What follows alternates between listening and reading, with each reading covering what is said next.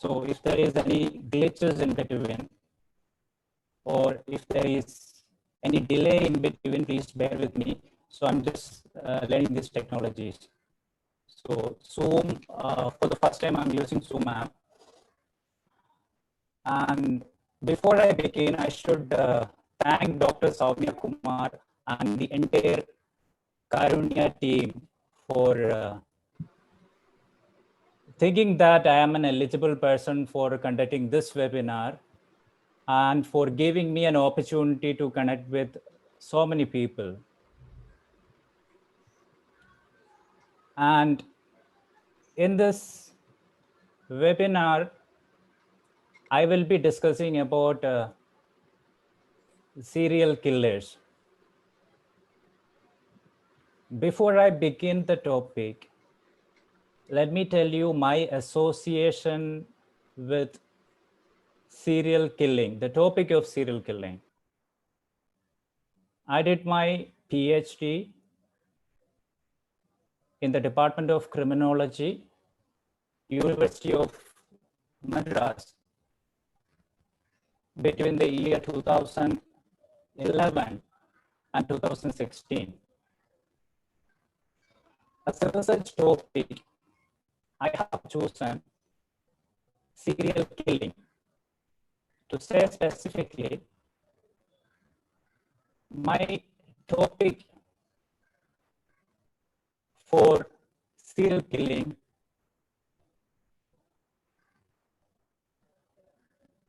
was killing case studies on serial killers. Am I audible?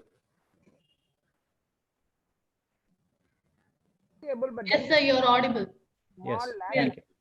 Thank you. Can be a little bit more louder. Yeah. Okay, okay. Yeah, this is good. So my research was all about identifying the motivation for serial killing, why serial killers commit murders. This is what I tried to understand the serial killers, because my topic is long and I don't want anyone to remember that topic. But this is what I try to do in my study. So this lecture is divided into 6 parts. If you understand it, it is easy to follow my lecture. So I will share my screen with you. I have prepared a rudimentary PPT for you.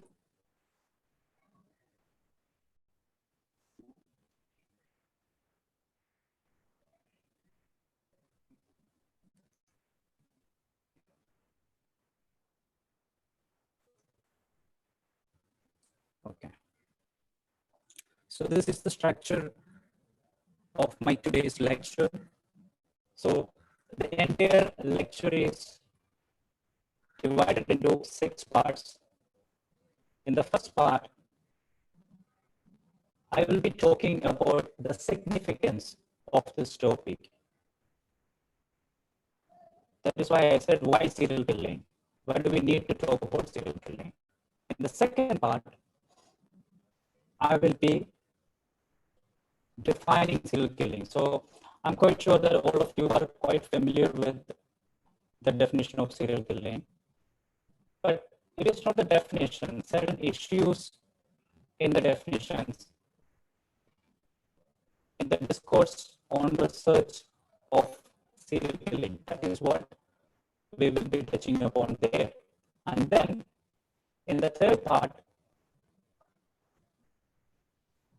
we will look at the frequency at which serial killings are taking place in India. How many serial killers are there? Do we know that? Are there statistics on it? Such kind of questions we will try to look at. And in the fourth part, what do we know about them? So the current status of research. Excuse me, sir. Yes. Participants can close your videos so that the bandwidth will be good. Can I continue, sir? Deepak sir, Yes. we can't see your PPT. Okay. You started sharing, it is not coming. Actually, the participants can close your videos so that the bandwidth will be little bit good. Okay. Okay. Yes. Sir, check I your will share PPT. that. I will share that again. Yeah. Okay. Now whether it is visible? Yeah. Now it's visible. Now it is visible. Okay, thank you. Mr. Tilakes, yeah, Mr. Tilakes is not having the audio. Yuvan Shankar, Mr. Yuvan Shankar, why you have raised your hand? Okay, sir, carry on, sir, carry on. Okay, thank you. So, what is the present scientific knowledge on serial killers? That is what I will be briefly stating in the fourth part. And in the fifth part, I will be sharing with you a little bit of my methodology. How did I study serial killers? And in the sixth part, I will tell you few things which I learned about serial killings in the past 10 years. Before I go to the first part, the way I see a research problem is when you choose a research problem, you are getting into a marriage from which there is no divorce. You cannot walk out from that problem. So submitting your PhD thesis, getting awarded with PhD, these are all just procedures for getting degree. But when you choose a problem, that problem is going to be with you for the rest of your life. So until my last breath, I will be curious about serial killers. So there are a few things which I learned in the last 10 years on serial killing. That is what I will be sharing with all of you today. Now, the very first part of this lecture, which is why serial killing? What is the significance of serial killing?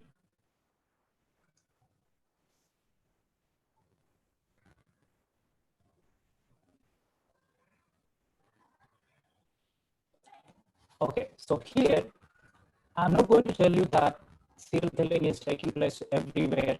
If we do not study them or stop them somehow, they are going to murder all of us. In fact, serial killing is a rare category of offense, and the chances of anyone to become a victim of a serial killer is pretty low.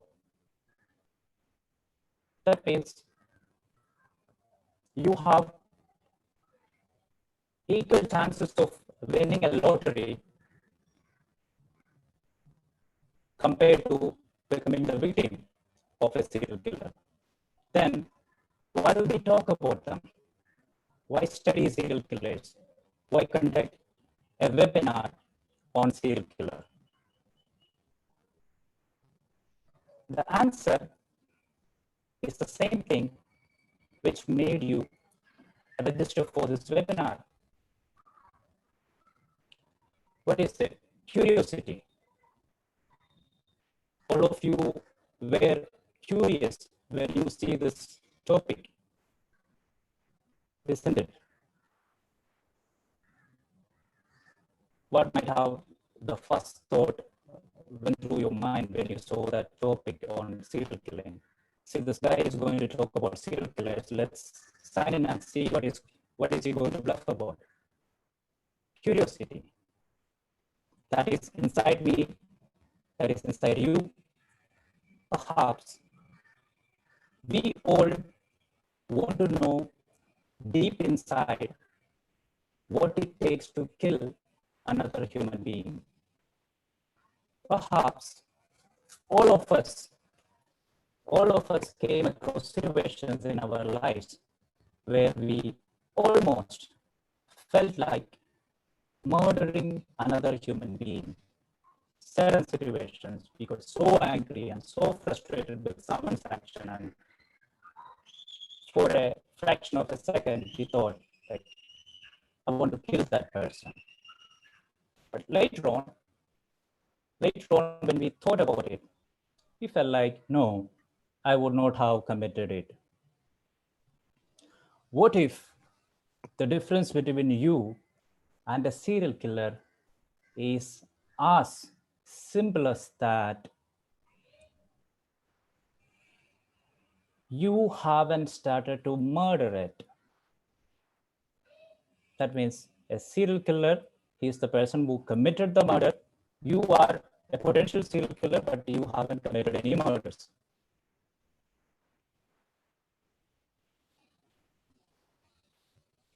We are not serial killers. I'm not telling that all of you are serial killers, or I'm not accusing anyone to be potential serial killers, but that aggression, that is what I'm talking about. That aggression is inside you, that aggression is inside me. So when we study serial killing, that human aggression, that is what we are trying to understand. Deepak And sir, in can you keep your speaker close? Your voice is very low. Okay. Now it's Is clear. it now? Yes. Okay, thank you. So an in-depth understanding of such violent crimes can help to reveal the nature of human aggression itself. What makes serial killers the exemplary sample for studying human aggression? Because when you try to study the psychological characteristics, the success of your finding depends entirely upon the presence of the characteristics you are trying to find in the subject which you are studying. That means you are studying aggression, and aggression should be there. Then only you can study and understand aggression. So first thing is, by studying serial killings, we can understand our own aggressions. So when you study a rare category of offense, such as serial killing, you will study a thing or two about us, our own aggressions. And then we are all curious about the subject and what that curiosity made. A lot of movies, a lot of fictions. So there are a lot of contents this curiosity has created. On the other side, in India, there is an absolute dearth or lack of scientific literature on the problem of serial killing. But at the same time, there are hundreds of movies, films released on crimes every year in India. At least 20 to 30% of these movies are about violent murderers, something which happens rarely in the society. And when people are curious about that something, and then there are a large amount of artistic expressions such as movies, novels, web series, against very little scientific investigation into the concept. So this will lead to a situation where we all make our perception of serial killing from the wrong places. most of what we think and thought about serial killers came from the wrong places. A movie, for example, usually portray a serial killing victim as a beautiful bikini-clad woman lying in a pool of blood in a bathtub. But the reality which I came across in India is that most serial killing victims are so poor and they can't even afford to have a roof over their bathroom. Then how can they own a bathtub? So if you think this perception, wrong perceptions and wrong ideas of serial killing can only affect normal people like you and me, you will be wrong. So just like us, even police officers, lawyers, court officials, prison officials, so many people who are supposed to deal with serial killers and other offenders in the criminal justice system are also equally influenced by such kind of content.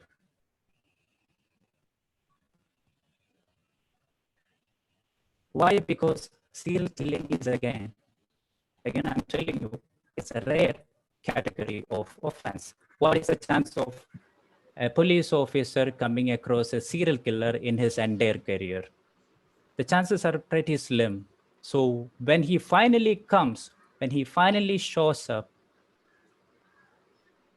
a police officer will have nothing other than few movies, references of few movies and novels which he came across to deal with him.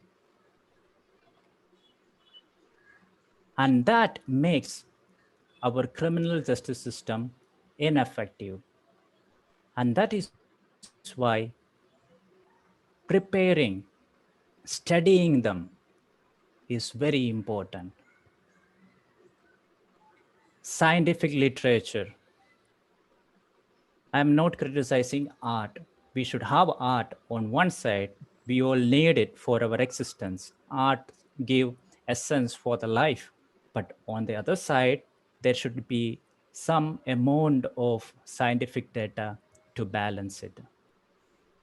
So that is what I try to do in my research on serial killing.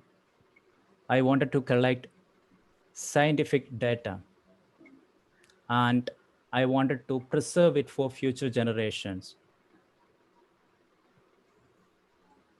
So the next part of serial killing. So we have finished the very first part of serial killing, that is why serial killing need to be studied. Now let's move on to the next part, which all of you know.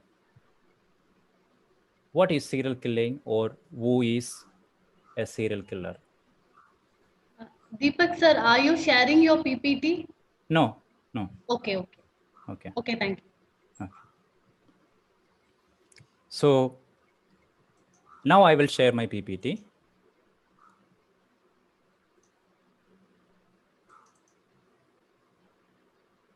So my PPT is available, right? Yeah, now we can see. Okay. So this was the structure. So what is serial killing? You can put it as a full slideshow. Yes, thank you. All right, sir. Yeah, it is okay. And again, hold your mic a little bit closer. Yeah. Okay, sir. Okay. So what is serial killing? Serial killing is a series of murders with interval in between them. So this could be the broadest definition for serial killing. So a person committing a series of murders. Series means one after another he is committing murders, but there are intervals between these murders.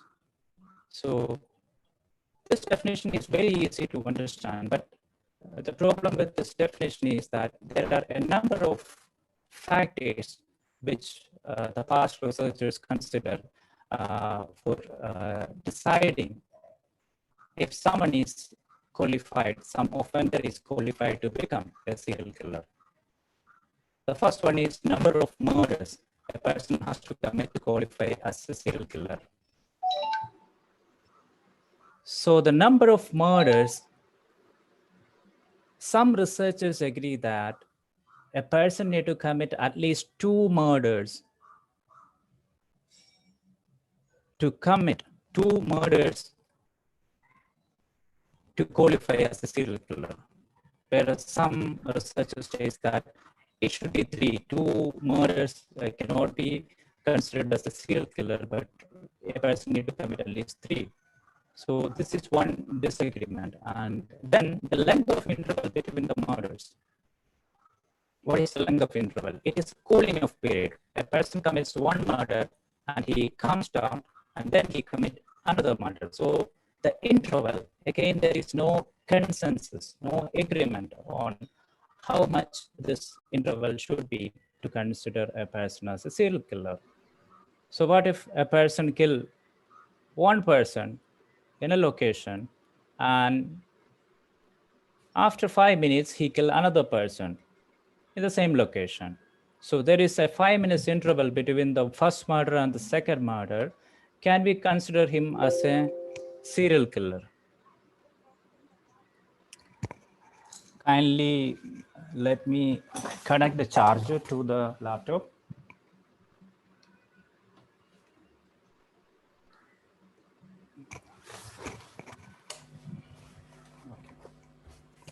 Yeah, we are good to go. So that is the confusion in the interval between the murders. And then few researchers states that serial killers mostly follow similar method of operation. That is, modus operandi means how a person commits a murder, how a criminal commits an offense. That is called modus operandi. So some researchers on serial killers argued that a serial killer tend to follow same method of operation for committing all the murders. And while this is the case, there are many researchers stating that there are some serial killers using different method of operation for committing murders. And there are few researchers which states that a serial killer, while committing murders one after another, he learned from his mistakes and he will update his technique. That is evident in my research also. I have observed on first hand few serial killers changed their method of operation or updated their method of operation while committing murders. And the last one is the motive of the person to commit the murder. So there are terrorists, there are mercenaries, there are people who are part of gangs, criminal units, organized criminal units. They commit murders one after another. Can we consider them as serial killers? So this is another area of confusion and disagreement existing. Well, technically, if we go with the very first definition, serial killer is a person who commits a series of murders. All of them are serial killers. But some researchers say that there should be a psychological motivation for a serial killer. So if it is just financial motivation, how can it be considered as a serial killer? So again, the psychological motivation cannot be clearly explained. And as far as I am concerned, psychological motivation, everything sticks.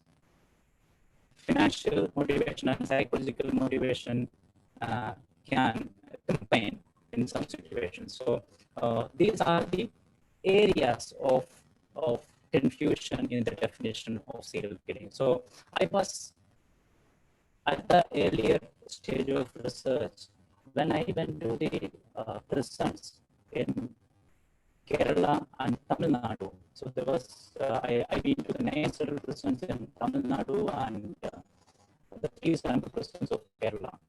So when I started screening offenders for my study, I had to come up with a definition, a local definition of serial killers. I will tell you why. So this is the definition which I had to make. This is an operational definition. I do not claim that this is the universal definition of serial killers. This is just a definition I prepared for my study, because when I went to the prison, I found a lot of multiple murders. A lot of multiple murderers, they have co-offenders. Some multiple murderers have 7 or 8 co-offenders. So if I have to study the motivation for serial killing, I have to study all of them.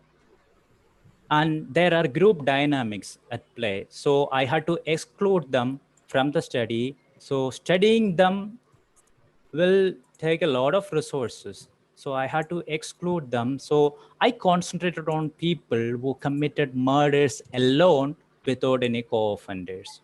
So that is where the first word coming, a lone person who has committed 3 or more murders. So again, I settled for 3 murders, 3 or more murders with a cooling off period between them, which lasts beyond a day. So my minimum cooling off period was 1 day.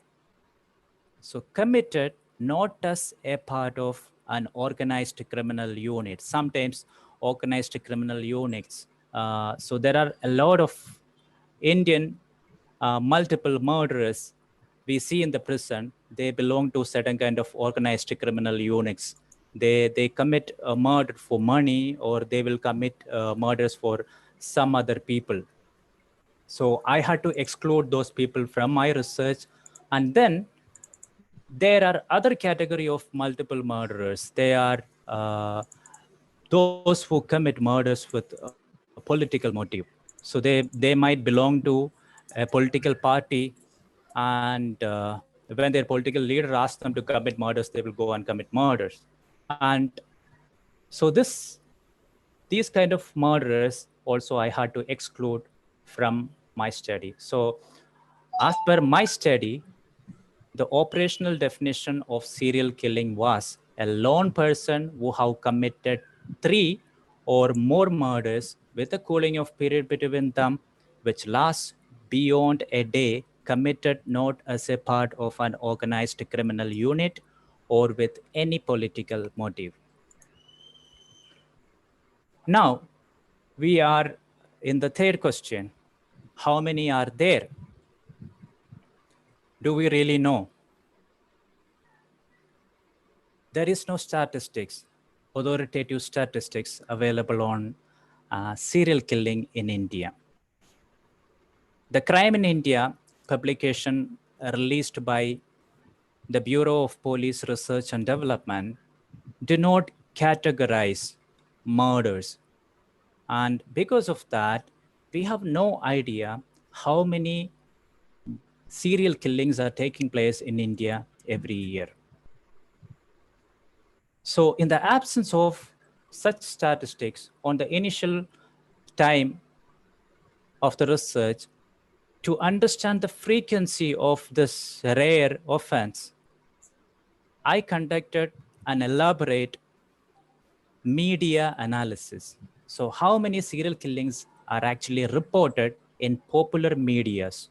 So for that, I covered English medias, Tamil medias, Malayalam medias, and Hindi media. So these are the 4 languages I could collect. And from that, in the last 40 years, I identified 100 incidents of serial killings. That means 100 serial killings getting arrested and they were reported. That means these 100 serial killings, there were gangs of serial killers in between. In some gangs, there will be 50 people, and some gangs, there will be 2 or 3 people, but most of them were lone offenders. So again, this was not my primary data collection, this was just to understand the frequency of serial killings taking place in India. So here I had a broader definition of serial killing: a person who has committed 2 or more murders with an interval between them. So this 100 cases means on an average, each person might have committed 10 murders. So 100 times 10,000 victims and 100 cases. So this is just a tip of the iceberg, because there are a lot of, India has a lot of language, and I roughly touched 4 languages, medias. And then there are few states from which no case is reported from there. That means some northeastern states like Tripura, Mizoram, Nagaland, Manipur. I could not find any incidents of serial killings reported in the media. And this may not be because of the absence of cases there, because of the language, because they have a different language and they do not have a media representation in the southern part of India. So what happens in how many newses which we see about northeastern states in our medias, if you try to find something, we used to see very less newses from there. So this could be the reason why there are no cases reported in northeastern states. And then another one state where no cases were reported is Jammu and Kashmir. The old Jammu and Kashmir, now divided into union territories and states. So Jammu and Kashmir reported no cases. And this might be because of the preference of the media into geopolitical issues. The media do not enjoy so much freedom in Jammu and Kashmir. So they have worse things than serial killings to take care in Jammu and Kashmir. So there was no case, absolutely understandable. So the real numbers or incidents of serial killings in India, it could be much higher. So the real number, we have no idea. So we are moving into the 4th part of the webinar, which is what do we know about them? So when I started my research in 2011, so there was no studies conducted on serial killings in India. So at that time, I conducted thorough research analysis of literature of international scholars. So these international studies I can categorize into a few, because we do not have the time to go into so much of literature. So I will classify these studies which I came across. Most of the initial studies on serial killings were about classification of serial killers. So most of the initial researchers were interested in classifying the serial killers depending upon their motivation. So a person kills for financial gain, okay, he is this kind of murder. A person murder for sex, so this person is this kind of murder. That is categorizing with motivation. And then there are researchers who classified murderers depending upon their method of operation and how do they organize the crime scenes. The famous classification of organized and disorganized criminal. All of these studies are part of such approaches. So later on, then many researchers, when trying to understand motivation for serial killing, they try to explain the factors behind serial killing, those factors which motivate someone to commit murders. these factors, many of the scholars said that all the factors are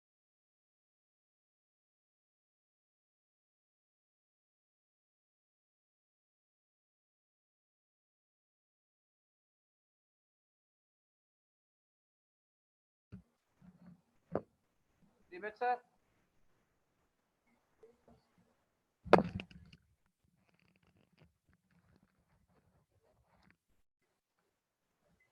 Hello.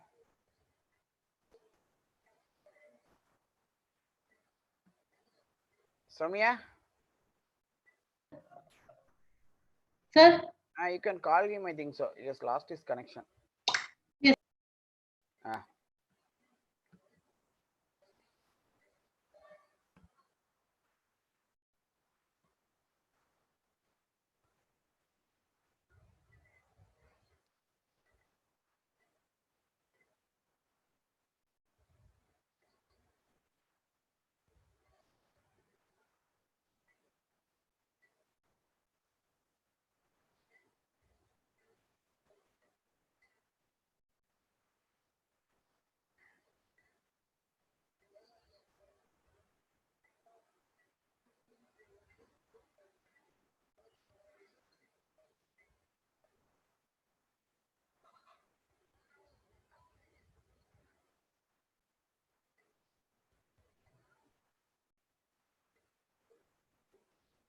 Hello, can you hear me? Yeah. Yes, sir. Now you can. Am I visible, sir? Just a minute. No, Okay. you are not visible, sir. You are not visible. Your screen is not. Just share your screen again. Okay, let me see.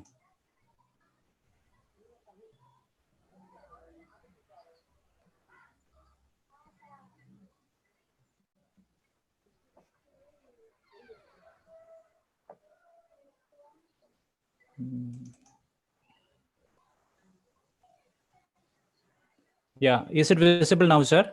It is getting shared. Yeah. Okay. Still, it has So, not been. so I will stop share and I will do that again. Okay. Yeah.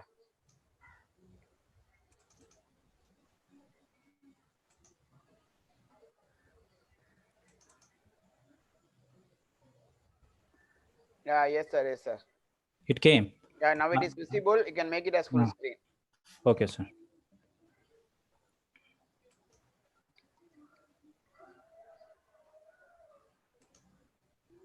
Okay, I'm extremely sorry. There was a power off here and my Wi-Fi turned off. So now I have connected to the mobile internet. So let's carry on. So Yeah. there is a factor-oriented approach. So there, researchers try to understand those factors behind serial killings. And then there are interdisciplinary approach. So most of the factor-oriented approaches where the researchers try to explain the motivation for serial killings with one particular discipline that biological researchers try to explain serial killing with biological factors alone, and they said that serial killers are made that way. And sociologists who studied serial killers, they try to say that uh, social factors, sociological factors, that is what making a serial killers. And then there are psychological researchers, and then there were few researchers. This is one step ahead of the other researchers. They try to explain serial killing with an interdisciplinary approach. That means they said that serial killings, the factors of serial killings cannot happen from one particular discipline. So it should be, the problem should be approached in an interdisciplinary manner. And then recently, there are a number of studies which take a processual approach. What is a processual approach? It's it's not factor oriented approach. So these factor oriented, when they point out certain factors, if these factors are present, someone will turn into a serial killer. But processual approach try to explain that the process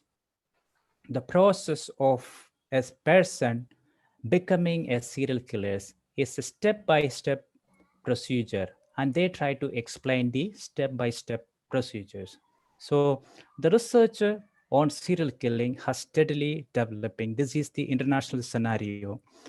And one problem which I found with certain processual approach is that those models developed or those theories developed by the processual approach researchers are only applicable for those serial killers they have studied. That means they will study 4 serial killers and they will develop a model to explain why they have become a serial killer. Can we take this model and apply it to another serial killer? This is where these models are falling apart. So I found a real uh, gap in the research on serial killing, and I wanted to develop a model. So for that, what did I do? I collected all data I can get on serial killers. That means I have identified 8 serial killers from Kerala and Tamil Nadu prisons.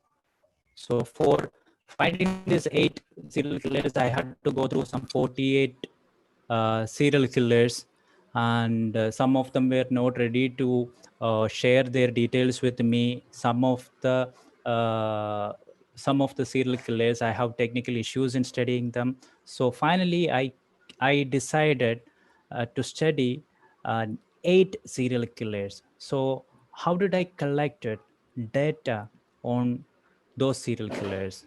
One is in-depth interviews with subjects, interviews with close relatives of the subjects, interviews with acquaintances of the subject, and then interviews with police officers who investigated the cases, interviews with co-prisoners of the subject, interviews with officials of the prison, and interviews with civil officials in the prison, interviews with surviving victims, interviews with the kin of the deceased victim, examination of crime scenes, observation of important places of the subject life. So for 2 years to 2.5 years, I was in the field.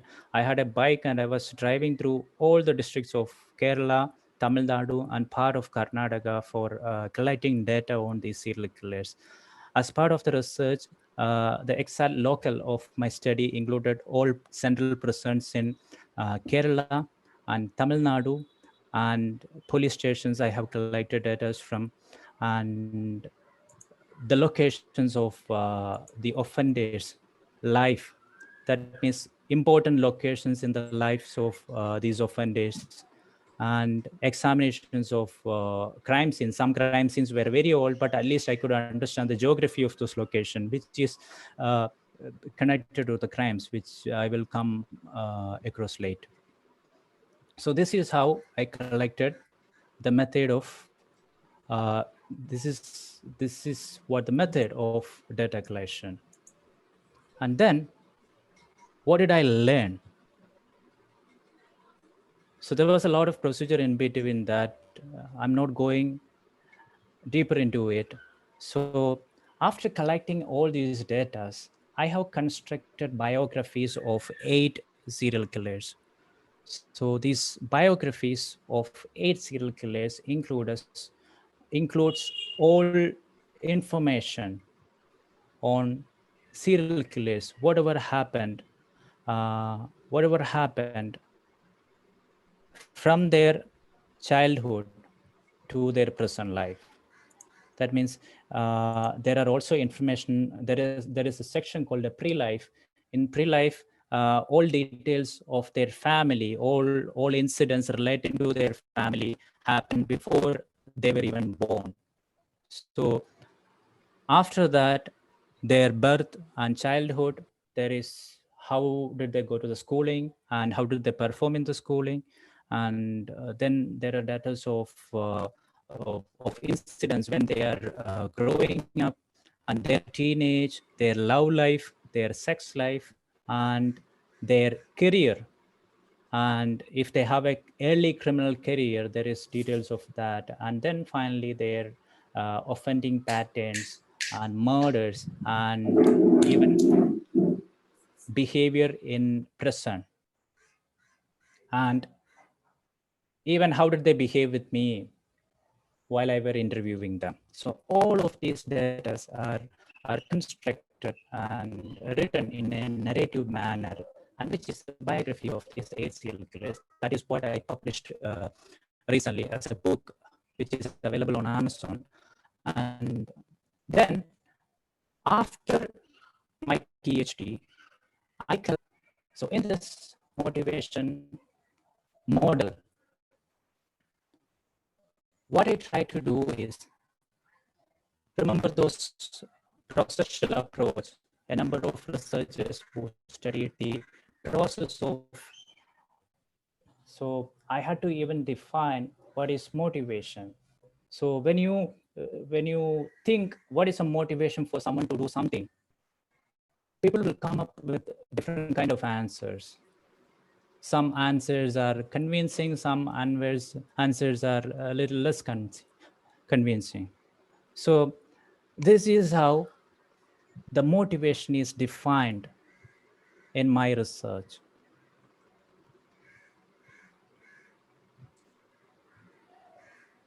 So motivation is defined as the nature of a person and deep resting life factors, their complex interactions through various key incidents which predispose the person with a killer instinct, and the way the instinct was reinforced throughout the life, which eventually results in serial killing. So most often, police officers, after inspecting a crime scene where a woman's dead body found with torn clothes, and they will say that the motivation of the murderer is sex. So while raping her, the offender might have killed her. So this is how motivation is defined in the police investigation. So in this research, I operationally define motivation is something different. So what the police stated there was not actually motivation, that is the purpose of murder. So he committed the murder for having sex, and that is why he killed that woman. So it is just a purpose.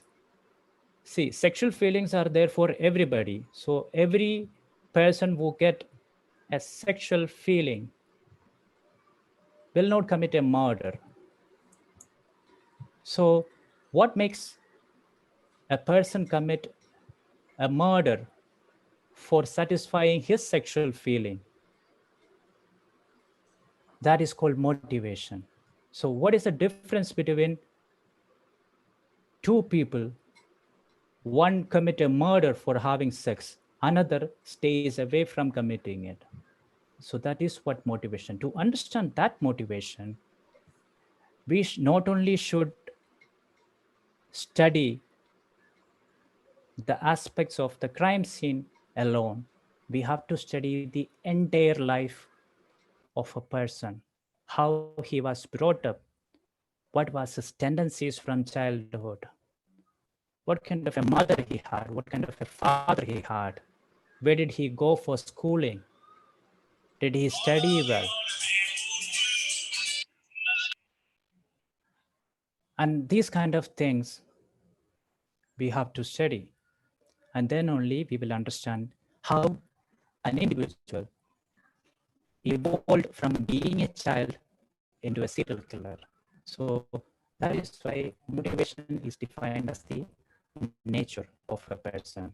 So the nature is again defined in the rest of the model. And then there are deep resting life factors. So there are two things which you have to remember as part of this model. One is nature and another is deep resting life factors. Let's see what is a nature. So here in this motivation model, you have to see the second point, which is the nature of the subject. So What is a nature? Nature of the subject is the intrinsic personality traits of a person, which are innate or unswerving and different from those traits which are unstable or those a person acquires during the lifetime as a result of post-childhood experiences. The nature of the subject acts as a base on which multiple factors interact to result in serial killing.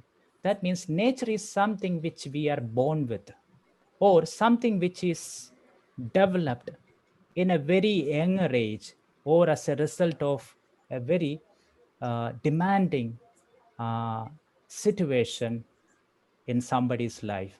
So, this nature is a tendency within us which is there throughout the individual. That nature decides the core of someone's behavior, and it cannot be changed. And no matter how old or how young a person is, his nature will stay just the same. That is called nature. And then the second thing which I wanted you to remember, which is DRLF. Just call it DRLF, that is deep resting life factors. So this is not about the nature. This is not something which we are born with or something which is created during our childhood. So DRLF are the mental state of a person or the physical circumstances in the life of a person and their influence on each other. So for example, a person who is poor, a person who has no money, who came across a lot of poverty, committing a murder for money. So there, his financial situation, financial position in life is a deep resting life factors. The school which he studied is a deep resting life factors. A woman he is married to is a deep resting life factor. So all these are deep resting life factors. It is not something within, but something which happen due to the external environment in the life of a person. And then there is trigger. Let's go back to the motivation model again, because if you understand this, you can understand my research. So motivation is defined as the nature of a person and the deep resting life factors, their complex interactions through various key incidents. So there are so many incidents in the life of everyone. For example, death of a mother is an incident. Death of a father is an incident. Or you get expelled from the school, that is an incident. If it has long-term effects, long-term consequences in the life of a person. So these are all incidents. So where do these deep resting life factors and nature interact with each other? In the incidents. So every incident, there will be interactions which predispose the person with a killer instinct. Killer instinct is a state of a person where he is a potential serial killer, but he has not committed the murder. So once a killer instinct is there, he is like a time bomb. Anytime he can commit a murder.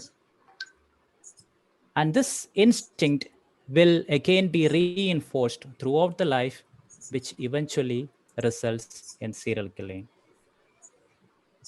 So I would like to explain one more concept which is very important, which I found in the study of biographies of the serial killers, which is the trigger. Trigger is a short happening in the life of a serial killer, which activates the underlying killer instinct and pushes him towards the first murder. For example, there is motivation which happened through the nature and the DRLF and they interact with each other through the incidences, and the person has a killer instinct, he will not commit murders. For committing a murder, he will need a trigger. So trigger is something which is short, some minor incident which pushed a person for committing the very first murder. That is called trigger. So if you take this trigger and look at it all alone, trigger will not be different. Trigger will not be significant. So why trigger is so important? Trigger can be understood only if you study the entire life of a person. And a small incident, what is a relevant of a small incident on a particular time, which made him commit the very first murder. So that is called trigger. And then there is purpose. What is a purpose? The first definition of motivation used to police officers used to give. Purpose is the first available information to define the murders of a serial killer without worrying about the underlying motivation for his action. A man is killed and his wallet is gone. A man is killed and his wallet is gone. So the purpose of the murderer is to get his wallet. So financial gain. So that is the purpose of a serial killing. So this is the motivation model which I developed. And when you look at this picture, I can explain to you how a person turns into a serial killer. So look at this picture. This is the birth of a person.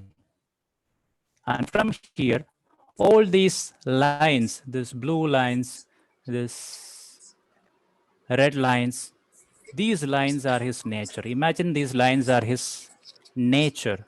So this fluctuate depending upon the incidences. So these lines, I1, I2, I3, I4, I5, I6, these are all incidences, major incidences in his life. For example, when the child was just 8-year-old, his father abandoned his family. So I1. When he was 19-year-old, he was in a relationship. He started a relationship with a girl. So I2. So like this, he lost his job, I3. Understand? And then something horrible happened. His brother died in an accident. So that is I4. So all these are incidents in a person's life. And this will take him along with the DRLF. So these waves are the DRLF of someone's life. And when they interact with each other, that will give him the killer instinct. And once he get the killer instinct, he will not commit murder, and he will meet his trigger on the way. And trigger is a very small incident, and the trigger will push him to the very first murder. And once he commit a murder, he will keep on committing murder with an interval in between them. So this part is called the murder span of a serial killer. So the time period between his first murder and last murder. So this is the angle of his life. This is how he progress in life. So this is the motivation model which I have created. I do not have time to go through all the cases here. So I would like to give you two cases and I will explain the motivation of for serial killing in those cases with the constructed model. So the very first case which I would like to explain is Rishi Kumar. He is the convicted offender of the infamous Amayur murder case. So Rishi Kumar was born in 1967. He is also called Rishi as well as Joseph. And he was from Kottayam in Kerala. He was born in a Hindu family. So his education was PG diploma. And then he was married and he had two daughters. He is accused of 5 murders. So this is the number of victims he has claimed. 5 accused. He has confessed to have committed 5 murders to the researcher. So this is the convicted murders. He is convicted of 5 murders again, and he is suspected of committing 5 murders because this column is there because some serial killers are suspected of committing more murders. So the victim descriptions are his own family members. So Raji Kumar killed his wife and his 4 children. Normally, this will be considered as a family annihilation case. But why Raji Kumar qualified to become a serial killer is because he committed these 5 murders in a span of 16 days in the year 2008. So his weapon of choice was a towel. He strangled all of them with a towel. And once he strangled, he tried to dispose the bodies in the areas surrounding the house. His wife's body was fished out of the septic tank. 2 of his children's body was in a gunny bag in the middle of a rubber plantation, which he was taking care of. And then 2 children, 2 of his daughters, were seen murdered inside the house. Now, let's see the motivation of Raji Kumar for committing murders with the motivation model, which I have created. The nature of the subject was to be hardworking. These are the tendencies of a person, some core fundamental quality. So he has expressed tendencies to be hardworking, to be hypersexual, perfectionist. If he does something, he will try to do it in a very clean and neat manner. So this behavior he has shown wherever he went in life. He was very affectionate to his family members, and at the same time, he was very secretive. So these are all his basic natures. And what happened in his life, where we come to the DRLF, deep resting life factors. Unlike nature, these are situations outside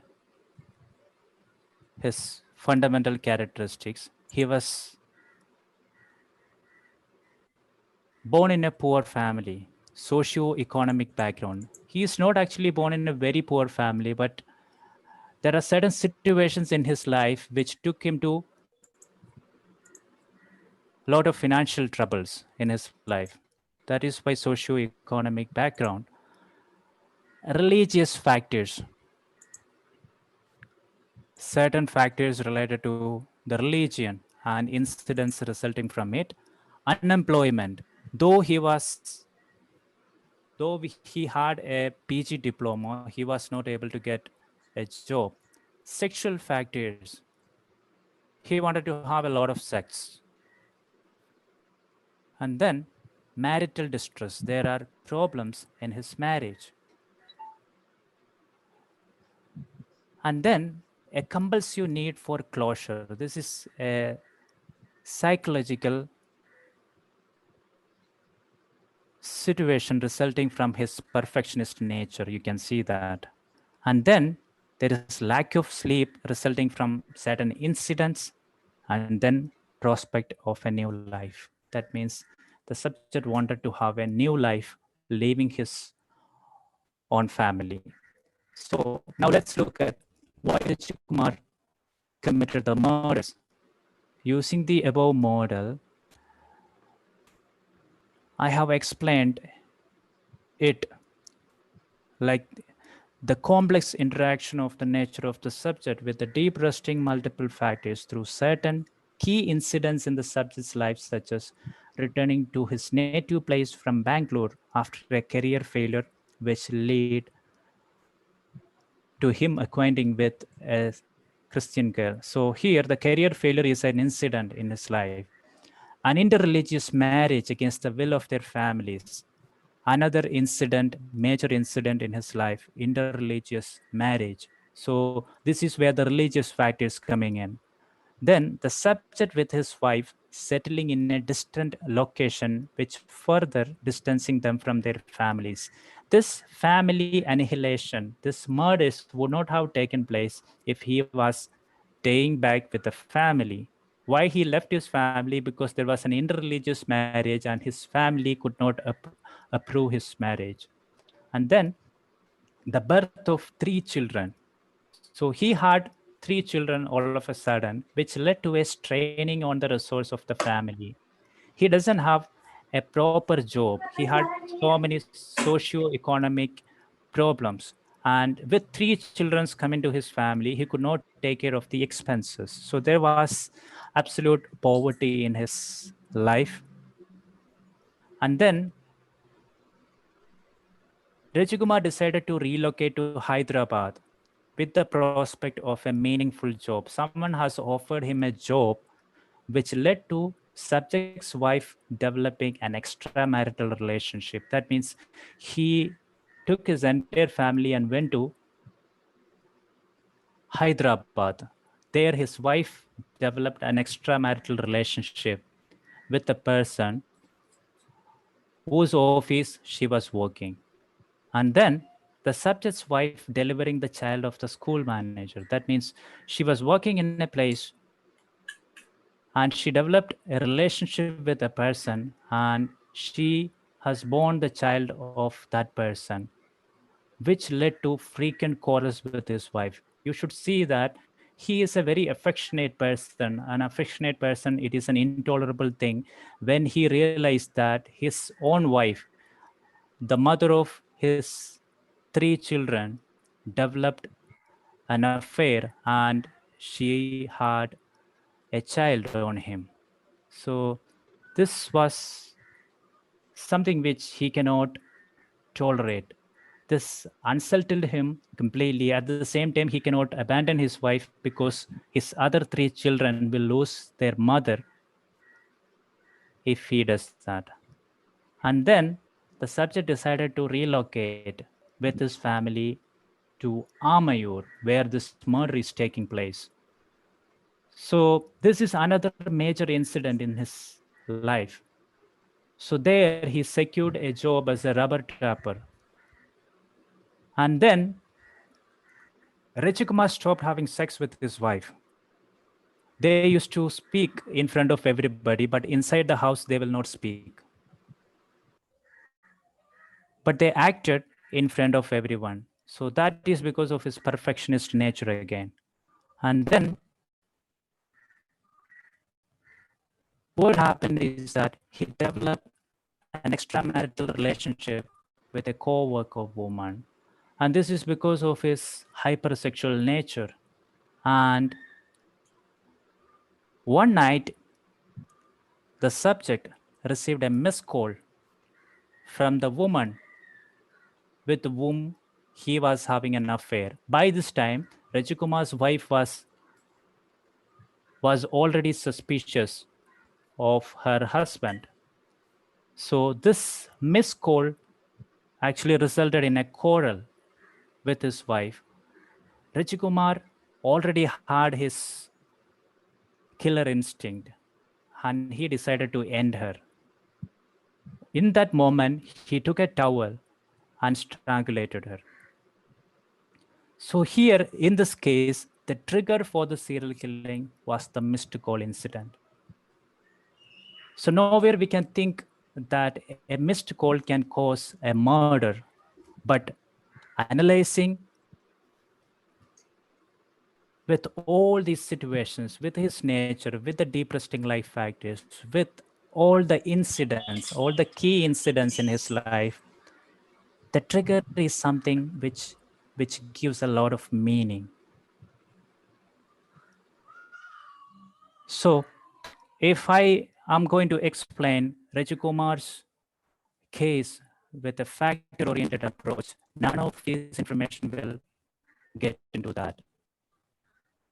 I will look at his childhood. I will not find any problems in his childhood. Then why did he commit serial killings? Then I will have to agree that there is something biologically wrong with him. That is why he committed the murders. So this is the reason why I stated that the entire life of serial killer should be studied in order to understand why he commit murders one after another. And he committed this murder of his wife out of a sudden provocation resulting from a quarrel starting from the missed call. And you should see here that he has a perfectionist nature. And then this depressing life factor state that he has a compulsive need for closure. So when he killed his wife, he started something.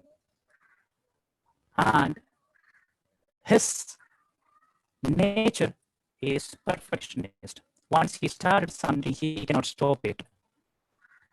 Even his employer told me that when I interviewed him, no worker could do the job which Rajit Kumar does with that kind of perfection. If he does something,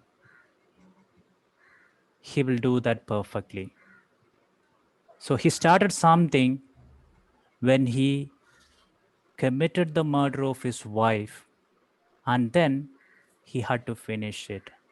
So by this time, two of his daughters were in an asylum for orphan girls because they cannot bear the expenses of these girls, and this orphanage was taking care of their education. So what he did is, after killing his wife, in a matter of 1 week, he killed two other children. One was just a baby, and another was a boy of 6 to 8 years old.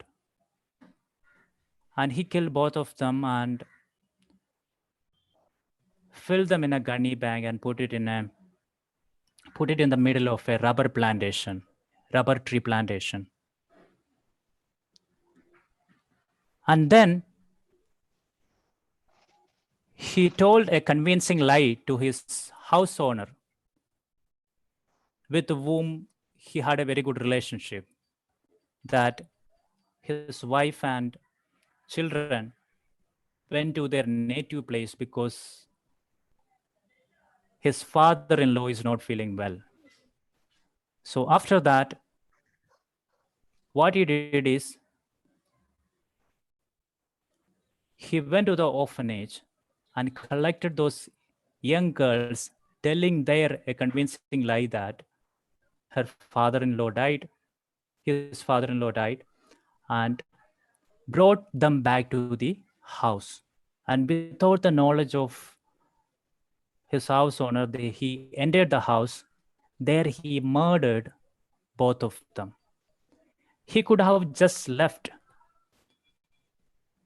without killing them. These girls were living in the house, and all of their needs were taken care of by that orphanage.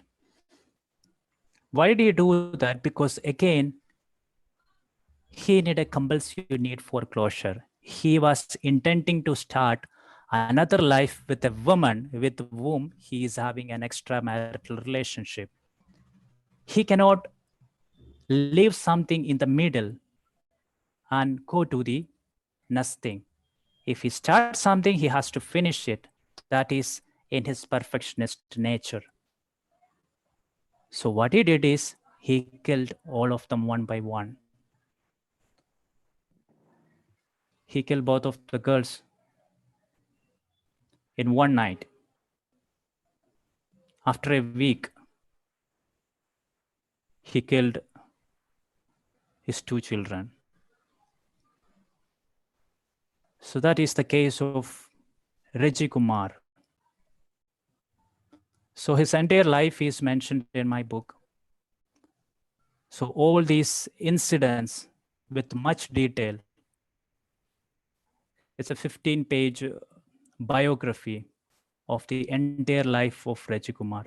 Reggie Kumar is a person who is very unique compared to other serial killers I came across.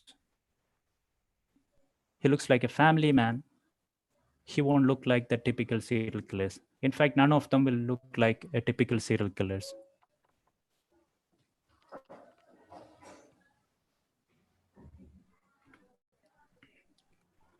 Okay, the next case is Jay Anandan.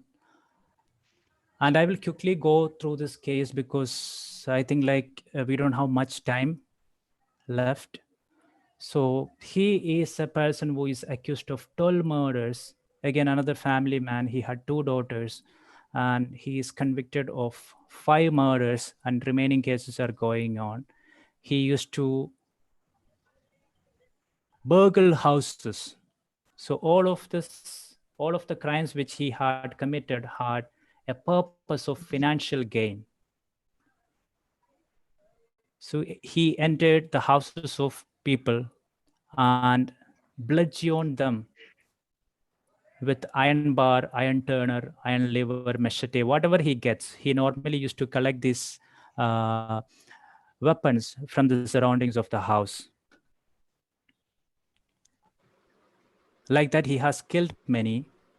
And this is the entire life. This is the second case. Only 2 cases I will be discussing here because I actually have 8 cases. It will take a lot of time to discuss all the cases. So here the nature were creative, deviant, intelligent, philosophical, revolting, affectionate, covetous, and vindictive. And his deep resting life factors were childhood issues, financial background, poor financial background, hatred for rich and the privileged. This is actually resulting from a particular incident. An incoherent urge to provide for the family. He loved his family. The thing about a family man would not commit a crime. This is something which is wrong about him. He had 2 daughters and a wife. He loved them to the core. To provide them, he has committed all the murders. And he had a criminal career which has started from a very young age. From a very young age, he had this habit of stealing. He had committed many thefts. So he is a serial killer in evolution. He first started committing petty offenses, and later on he started committing serious offenses. So here, the complex interactions of the nature of the subject with deep rustic multiple factors through certain key incidents in the subject's life, such as birth of younger siblings, which resulted in shift of parental focus. So he was the very first child, and when he had brothers, there was so much of parental focus on the others. So that result him to be psychologically unsettled during the childhood. Then drop out from high school due to poverty, which paved way to the beginning of a long criminal career. Denial of an assured peon job, a job in a school which turned subjects' envy of the halves into hatred. Acute shortage of money resulted in an emotional outbreak, and a petty theft of a sari from a neighborhood, which resulted in shaming of the subject and his family, served as the motivation for serial killing. Here, the trigger of the case is identified as a small incident in which he stole a sari for his wife from his neighborhood, and he gave that sari to his wife, telling that it is a new sari, and the wife wore that sari and went to a marriage. There, the actual owner of the sari identified that it is her sari she was wearing. They called the police. When Jayanandan returned his wife to his family, there was police awaiting him. And this incident did not result in a police case, but it has shamed Jayanandan to the core. And as a result of this incident, they have shifted their house from their own house into another place. Only after this incident, all the murders has taken place. So that means a petty offender who used to steal simple things, but with a killer instinct, was turned into a serial. So certain things.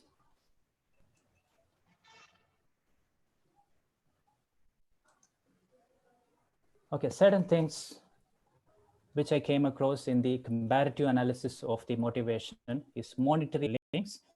In a number of cases, the substance dependency or the influence of substances contributed in varying degrees to the multiple factors which were crucial driving forces for serial killings.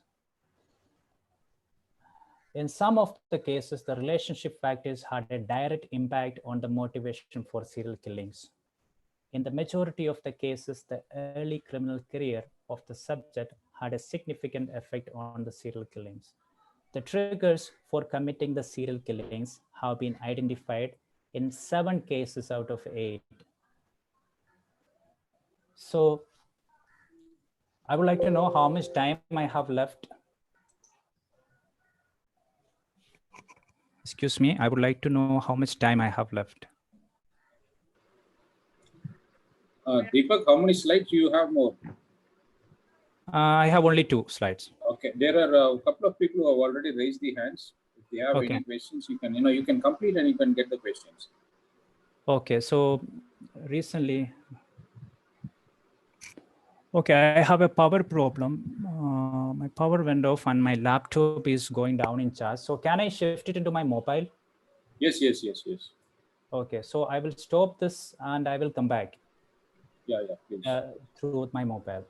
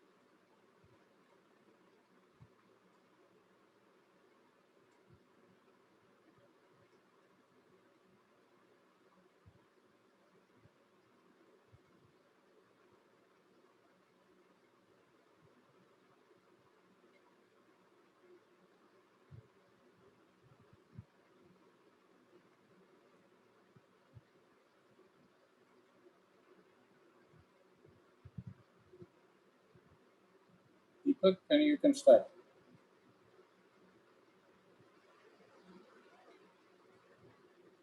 Deepak?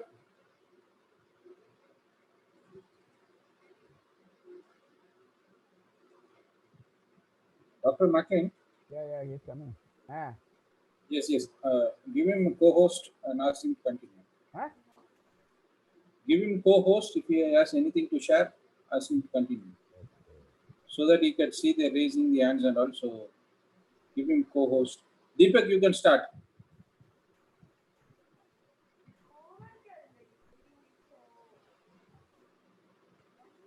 Yeah. Can you hear, sir?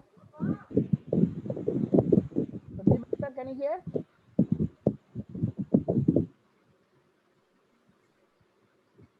You can start, sir. You can start.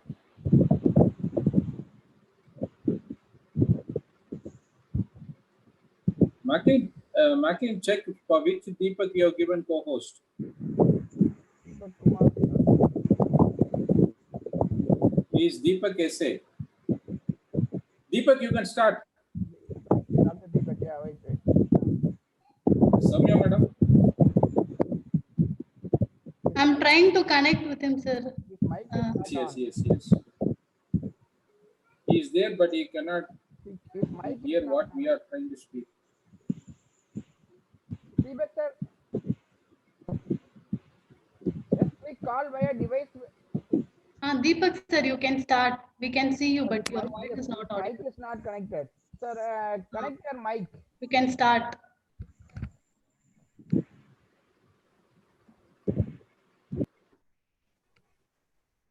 Your mic is not started.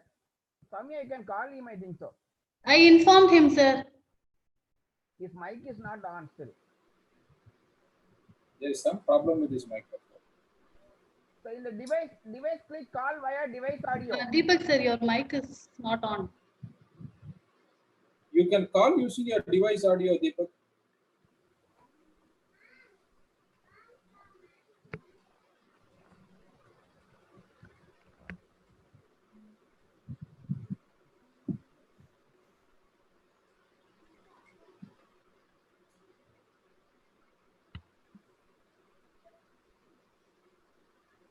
Yeah.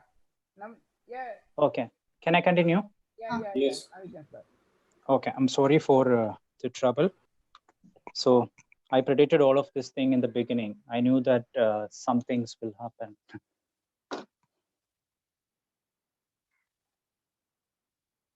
Okay. So my recent analysis of serial killing incidents in India, I came across 3 incidents of serial killings following similar patterns. One is the Maxi cab murders, which is happening in North India, in so many bus stands and stations, railway stations. So the Maxi cab murders, they are a gang of murderers. They sit in a Maxi cab. Maxi cab is a small version of a mini bus. Some hardly 12 to 15 people can sit in that bus.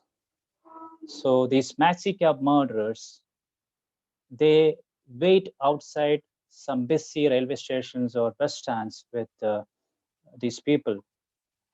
All of them are part of a gang, and they will have just one seat in the middle of the Maxi cab, waiting for the another person. So people can travel in this Maxi cab by paying 10 rupees, 20 rupees, a very cheap price to wherever they want to go. So these people, they have one seat in the middle, and once they find a person who want to go somewhere, they will offer him the middle seat. And once that person sit in the middle, after the vehicle reach an empty road, this gang will strangle this person and take away all his valuables and dump his dead body in a drainage. So there is one gang which is arrested in North India with around 50 members in that gang.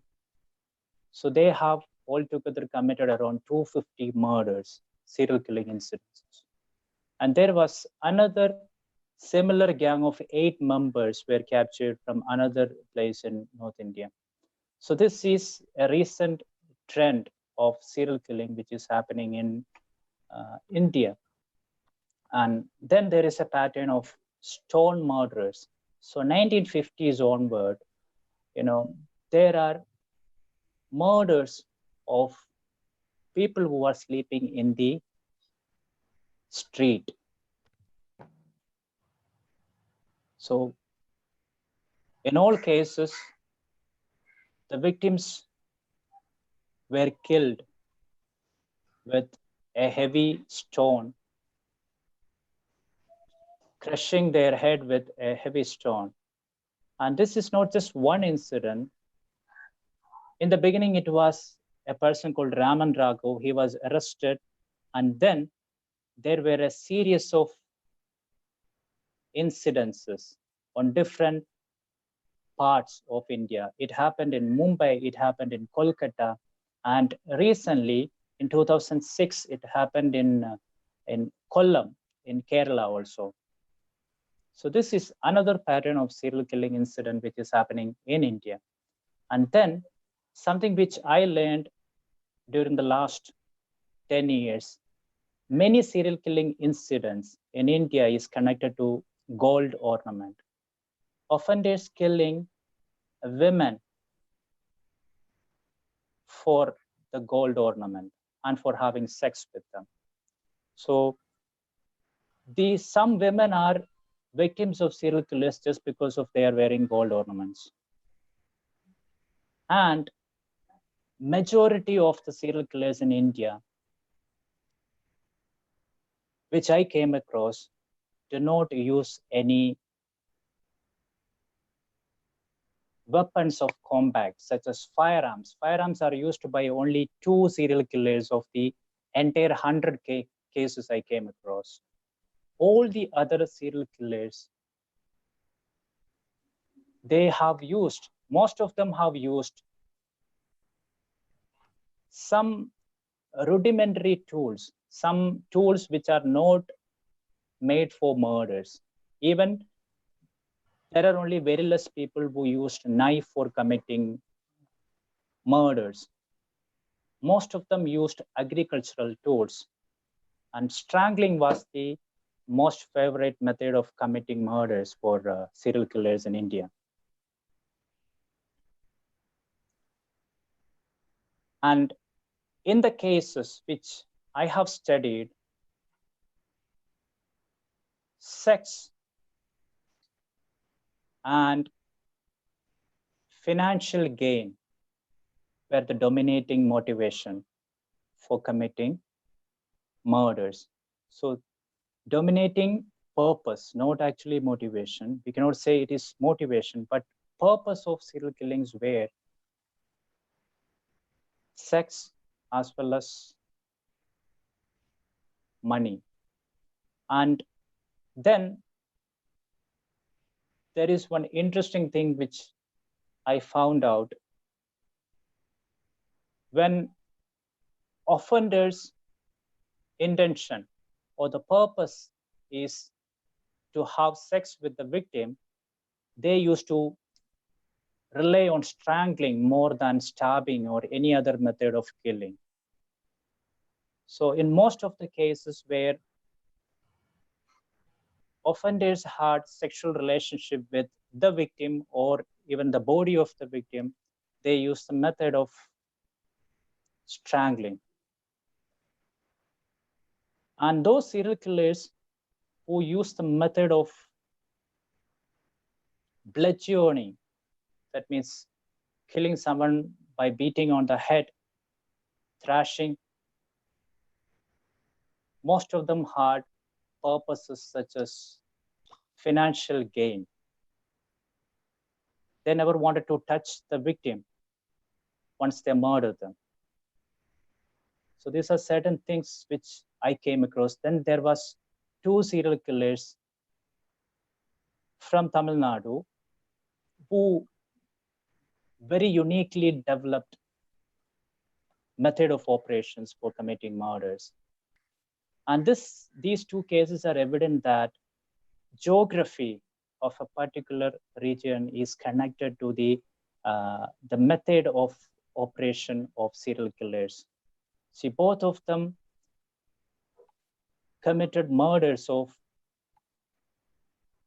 herdswomen, women who take care of livestock, cattle,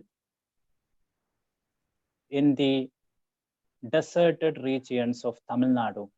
So once, if you travel to the inside of Tamil Nadu, you can see that one village, if you pass one village, you will not see another human being for many kilometers. In between that, there will be many empty places, vast areas. There are no mountains, but there are only plain fields. And there, they use the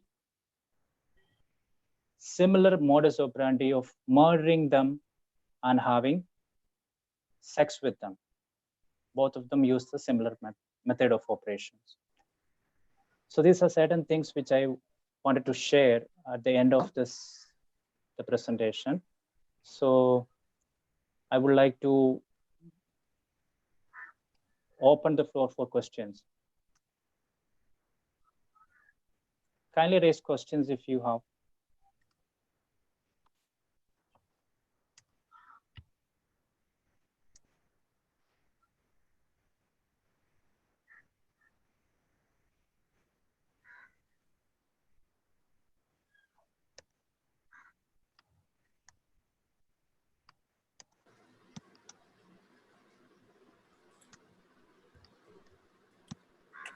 Maclean, enable the chat box. Chat Yes. box is enabled only. Okay, for those who have questions, kindly place your questions on the chat box so that